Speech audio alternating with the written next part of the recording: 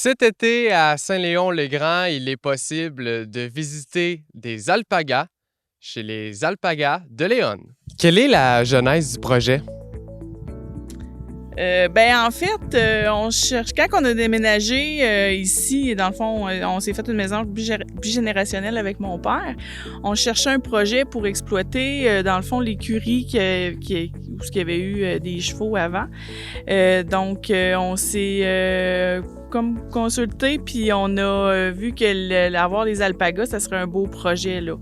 Donc, c'est des animaux qui sont pas trop compliqués à s'occuper. Donc, en étant bien occupés, même en dehors, on a décidé que ça pouvait être des animaux qui pouvaient être intéressants, là.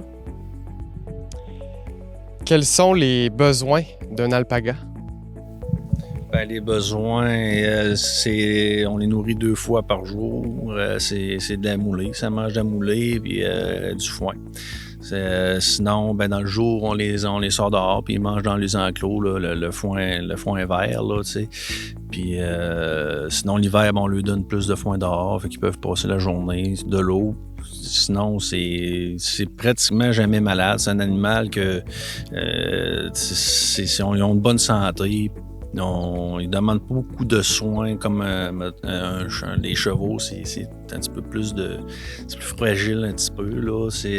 Tandis que l'alpaga, ils n'ont pas ce problème-là, là. Fait qu'en frais, on leur donne un petit peu de vitamines le matin avec le moulé. Puis le soir, on les gâte, on leur donne du maïs concassé, là. Ça leur donne de l'énergie, puis ils aiment ça, là. C'est pas une drogue, mais pas loin, là. Ils le sentent de loin, là, puis il faut qu'on se dépêche à les nourrir, là. C'est vraiment drôle à voir, là. Pour ce qui est annuellement, dans le fond, on les tond une fois par année pour la laine. Puis on coupe les dents puis les onglons environ 2 fois par année, là. C'est tout. C'est pas plus d'entretien que ça, là. Les visites sur le site ont commencé le 25 juillet dernier, cette semaine. À quoi on peut s'attendre en visitant les Alpagas d'Elon?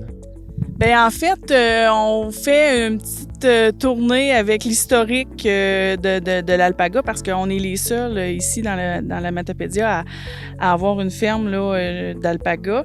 Donc, il y en a peut-être qui en ont, mais pas à ce niveau-là. Nous, on a au-dessus d'une vingtaine d'animaux. Donc, on explique toute l'histoire de l'alpaga. Donc, comment il a été créé, ensuite de ça, la différence entre les mâles et les femelles, aussi la reproduction, quand on tond, comment on trie la laine.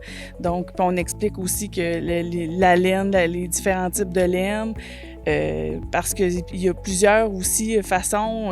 On peut avoir un élevage simplement d'alpaga pour le plaisir comme ça, mais on peut aussi avoir des alpagas pour faire de la compétition, puis avoir de la laine de qualité, puis donc puis de pousser dans cette qualité-là. Donc, il y a 2 façons de faire, il y a 2 méthodes, là, dans tout cas de ce qu'on a vu à date. Donc, on explique tout ça, puis on explique aussi les soins, puis on lui permet de les voir de proche, là. Vous proposez aussi divers produits à base de laine d'alpaga. Quels sont ces produits? En fait, tout ce qui se tricote, donc tuque, bas, laine, tuque, bas, mitaine. Ensuite de ça, on peut avoir aussi des écheveaux de laine. Ensuite de ça, on a aussi tout ce qui se fait en fourrure. Donc, il y a des toutous qui peuvent se faire, des mini alpagas.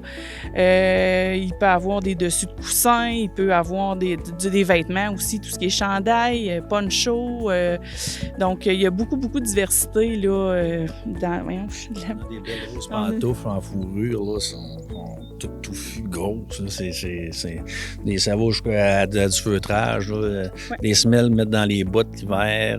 Même on a des petites balles, tu mets dans la sécheuse, là, ça te permet d'économiser un petit peu en produits de.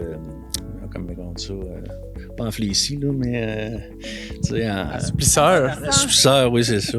Puis il y a la compagnie surtout qu'on achète beaucoup, c'est Pachamama. C'est comme un regroupement de producteurs au Pérou, puis c'est géré plus par. C'est elle qui nous vend ça, là. Il va souvent là-bas. C'est vraiment pour que